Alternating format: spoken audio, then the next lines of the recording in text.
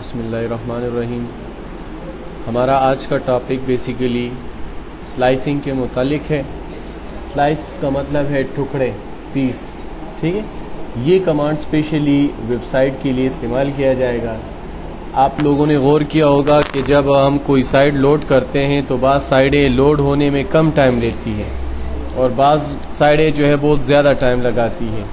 तो ये याद रखें, जब साइट हम लोड करते हैं और अगर उसका पूरा इंडेक्स पेज एक तस्वीर हो, पूरा तस्वीर, तो ये पूरा तस्वीर रैम में लोड होता है लोडिंग के दौरान। तो अगर पूरा तस्वीर स्क्रीन के ऊपर हो और ये लोड हो रहा हो तो काफ़ी टाइम लगता है, क्योंकि वो एक ही पीस सारा रैम में जा रहा होता है और आपका मोडेम या आपका DSL उसको लोड करने की कोशिश कर रहा होता है। लेकिन अगर वेब डेवलपर इस पेज को मुख्तलिफ छोटे छोटे टुकड़ों में डिवाइड करे तो वो दिखाई तो पूरा पेज देगा, लेकिन जब लोडिंग होगी तो देखने वाले को ये फील होगा कि ये पूरी पिक्चर बहुत तेज़ी के साथ लोड होगी या आपका ये वाला पेज बड़ी तेज़ी के साथ लोड होगा। जैसे कि फॉर एग्जांपल, अगर इसी पेज को, ये हमारे वेबसाइट का पेज है और इसको मैं सेव कर दूं इस फॉर्मेट पे, देखिए save as a web page, और इसको मैं सेव कर दूं वेब पेज के लिए, सेव कहाँ पर, डेस्कटॉप के ऊपर, और इसको मैंने सेव कर दिया। आप देखेंगे कि डेस्कटॉप के ऊपर एक पेज बन जाएगा GIF फॉर्मेट का। इसको कोई खोलेगा तो ये इस तरह ओपन होगा। लेकिन अगर यही फाइल आप देखें तो इसको अगर इंटरनेट एक्सप्लोरर पे ओपन किया जाए तो ये तो चूंकि PC में पड़ा हुआ है ज़रा जल्दी लोड होगा, लेकिन जब ये नेट से लोड होगा तो काफ़ी टाइम लगेगा। इसी तरीके से इस पेज को अगर आप चाहते हो कि दिखाई फुल दे, लेकिन ये जब लोड हो तो PCs के अंदर लोड हो, तो इसके लिए हमारे पास एक कमांड है जिसका नाम है स्लाइसिंग। स्लाइस को क्लिक करें। आप देखिए मैं इसके मुख्तलिफ छोटे छोटे पीसीस बनाता हूँ। कैसे बनाता हूँ, देखिए मैं कहता हूँ ये एक पीस बन जाए, ये वाला हिस्सा, ठीक है। इसी तरीके से इसके बाद ये वाला पीस दूसरा हिस्सा बने, इसी तरीके से ये वाला हिस्सा तीसरा बने हिस्सा, और ये वाला चौथा बने, और ये वाला हिस्सा पांचवा बने। अब देखिए इस पूरे पेज को मैंने मुख्तलिफ हिस्सों में डिवाइड कर दिया। अब जाके अगर मैं सेव कर दूं इसको, save as a web page, आप देखेंगे कि आपको हिस्सों के बारे में बताया जा रहा है कि आपने हिस्से बनाए हुए हैं। ठीक है, यस, ओके, डन। अब आपसे पूछा जा रहा है डेस्कटॉप पे सेव कर ले। मैंने कहा सेव कर ले, किस नाम से, इंडेक्स के नाम से। मैंने जाके अपने फाइल को सेव किया। अब आप देखेंगे कि यहाँ डेस्कटॉप पे एक HTML वाला फाइल बन जाएगा। जब आप इसको ओपन करेंगे ये आपको पूरा पेज वही बताएगा जिस तरह यहाँ से ओपन होता था, देखें पूरा पेज। लेकिन अगर इसमें से कोई इस पेज को सेव करना चाहे, बाज़ औक़ात कोई ऐसा पिक्चर आप लोड करना चाहते हो कि आप कहते हो कि कोई और इसको सेव ना कर सके, तो देखिए जैसे फाइल बड़ा खूबसूरत नज़र आ रहा है, कोई चाहेगा कि इस टेम्पलेट्स को सेव करे, राइट क्लिक करेगा, इधर आ गया सेव इमेज एज, उसने सेव कर दिया कि मेरा ये इमेज डेस्कटॉप के ऊपर सेव हो जाए।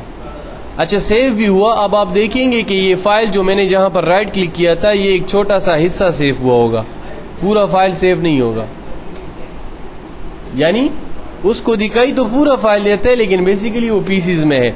अच्छा, जैसे आपने यहां पर देखा मैंने इसको डिलीट किया। ऐसी कौन सी टेक्निक है जो इन छोटे छोटे टुकड़ों को पूरा फाइल बता रही है, जो लोड होने में जल्दी लोड होता है, लेकिन दर हकीकत ये छोटे छोटे पीसेस में पड़ा है। तो देखिए इसके लिए कंप्यूटर ने एक फोल्डर बनाया है, इस फोल्डर के अंदर वो तमाम पीसेस पड़े हुए हैं। ठीक है, तो अगर मैं इसमें से कोई पीस डिलीट कर दूं, जैसे मैंने ये वाला पीस डिलीट कर दिया, अब आप देखेंगे ये जो पेज था ये बेसिकली यहाँ से उठाता था, क्या चीज, यहाँ से पीसेस उठा के यहाँ पर जोड़ता था। अब जब मैं ओपन करूंगा वो वाली जगह खाली होगी जो इस हिस्से का पिक्चर था। तो बहरहाल वेबसाइट बनाने वाला अमूमन स्लाइसिंग का कमांड अप्लाई करता है ताकि वो अपने क्लाइंट को ऐसा साइट बना के दे दे जो बहुत जल्दी लोड हो, चाहे किसी के पास DSL हो या ना हो, लेकिन उसका ये पेज जो वो डेकोरेटेड पेज है ये जल्दी जल्दी लोड हो जाए। तो स्लाइसिंग का कमांड स्पेशली वेबसाइट ही के लिए इस्तेमाल किया जाता है। बाज़ औक़ात एक बंदा स्लाइसिंग कर लेता है, लेकिन उसको बाद में पता चलता है कि ये स्लाइस मुझे इस तरह नहीं करना था, इसको अलग करना था और इसको अलग। तो स्लाइसिंग एक दफ़ा हो जाए तो उसमें से एक ख़ास हिस्सा वापस अन सेलेक्ट करने के लिए ये वाला टूल इस्तेमाल होगा, स्लाइस सेलेक्ट टूल। मैंने ये स्लाइस सेलेक्ट टूल सेलेक्ट किया, डिलीट का बटन प्रेस किया, ये सिलेक्शन खत्म हो गई टुकड़े की।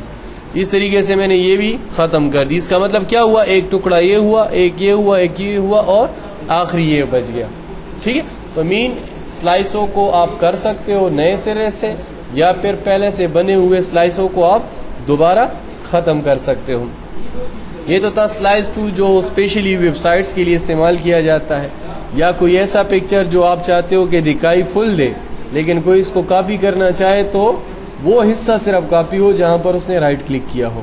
ठीक है, इसी तरीके से हमारे पास कमांड है अगला हीलिंग टूल। हीलिंग टूल के लिए मैं यहां से एक तस्वीर ओपन करता हूं। यहां से मैंने कुछ पिक्चर ओपन किए हीलिंग टूल्स के लिए। जैसे सपोज मैं यहां पर खोलता हूं, एक तो मैंने ये पिक्चर खोली। ठीक है, ये पिक्चर खोली हीलिंग टूल के लिए। हीलिंग ऐसी टेक्निक है, जब आप इसको क्लिक करोगे तो देखें एक छोटा सा सर्कल नुमा आइकन आ जाएगा। जैसे ही क्लिक करेंगे ये आपको एक मैसेज देगा कि आप गलत कर रहे हैं। वजह क्या है, ये टूल आल्ट के बटन के साथ काम करेगा। टूल का काम क्या होगा, एक खास जगह कॉपी करके दूसरी जगह पर लगाना, एक खास जगह को कॉपी करके दूसरी जगह पर लगाना। लेकिन एहतियात ये याद रखो कि मैं ये पौधा उठा के यहाँ पर डालना चाहता हूँ, ये यहाँ से उठ के इधर आएगा, लेकिन जब ये इधर आएगा तो बैकग्राउंड के साथ ये खुद मर्ज भी होगा। यानी आप नहीं, ये अपनी जगह पर भी रहेगा, इसकी कॉपी निकलेगी इधर और वो इस बैकग्राउंड के साथ मर्ज होगी। जैसे अमूमन आप साइन बोर्ड वगैरह देखते हो, एक बंदे की तस्वीर बनी होती है और उसकी छोटी हल्की हल्की तस्वीर उसके बैकग्राउंड पे भी बनी होती है। ठीक है, तो वो हीलिंग टूल की मदद से जो है जनरेट की जाती है। तो देखिए, जैसे मैं इस पौधे का हीलिंग टूल की मदद से कमांड अप्लाई करता हूँ। क्लिक करने के बाद आल्ट का बटन प्रेस करना है। जैसे ही आल्ट का बटन प्रेस किया, देखिए एरो वो पॉइंटर का जो शेप है वो चेंज हुआ। अब आपसे पूछा जा रहा है कि आपने कहाँ से उठाना है तस्वीर, यानी कहाँ से स्टार्ट करना है। मैंने इसको कहा कि मैं यहाँ से स्टार्ट करूंगा और यहाँ पर माउस का लेफ्ट बटन क्लिक किया। जब क्लिक किया आल्ट का बटन छोड़ दिया। मतलब अब अगर मैं यहाँ शुरू करूं तो इस जगह पर ये वाला पॉइंट आएगा। ठीक है, अगर मैं यहाँ पर शुरू करूं तो इट्स मीन यहाँ से ये वाला पॉइंट शुरू होगा। तो अब मेरी मर्जी है कि मैं इस पौधे को कहाँ पर बनाना चाहूँ। अब आप देखेंगे मैं इसको बनाऊंगा, ड्रा करूंगा और ये बैकग्राउंड के साथ खुद एडजस्ट करेगा। जैसे देखिए मैंने यहाँ से स्टार्ट किया, अब ये देखिए यहाँ से स्टार्ट करता हूँ, यहाँ से आए। आप देखें मेरा पॉइंट वहां पर प्लस का निशान आया। देखूंगा मैं इस पॉइंट को नहीं जो राइट साइड पे है, बल्कि पॉइंट उसको देखूंगा जो लेफ्ट साइड पे इस वक्त नजर आ रहा है, और इधर ये खुद बनता जाएगा। देखिए जैसे मैं उस पॉइंट को लेके हल्का सा बना रहा हूँ, देखिए जहां जहां पर मैं पैर रहा हूँ पॉइंटर को, वहां पर वो ये बनता जा रहा है।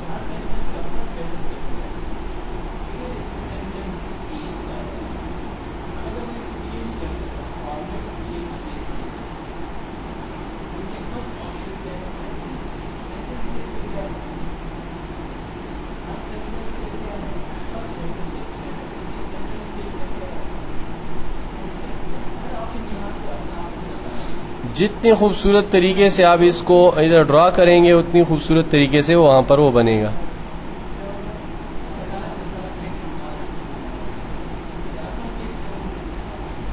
और ना सिर्फ वहां पर बनेगा बल्कि बैकग्राउंड के साथ ये खुद एडजस्ट भी होगा।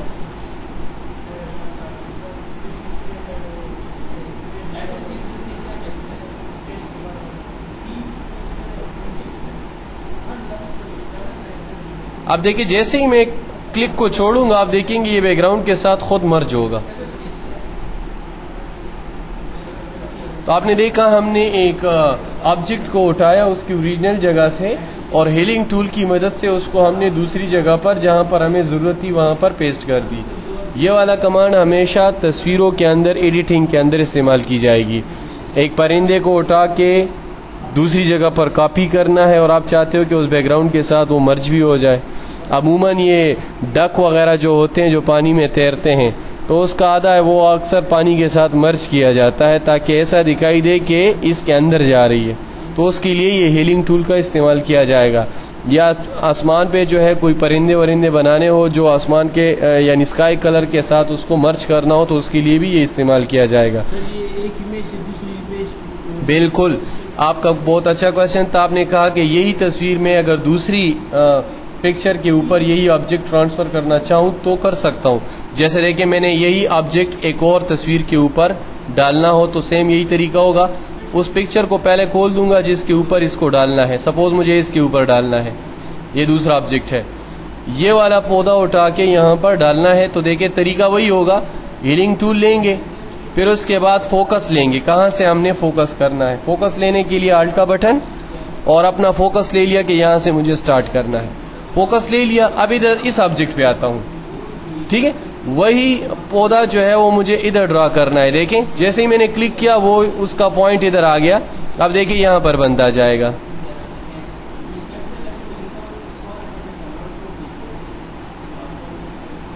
अब आप सोच रहे होंगे कि यहाँ पर बड़ा बन रहा है वहां पर छोटा है। असल में ये जो बैकग्राउंड अभी मैंने खोला ये छोटा है, इसका साइज छोटा है, इस वजह से यहाँ पर ये बड़ा बन रहा है।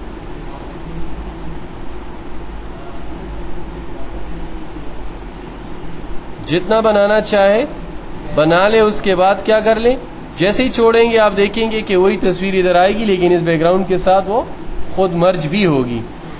सवाल क्लियर हो गया आपका? चले, ये हमारा था हीलिंग टूल, ठीक है।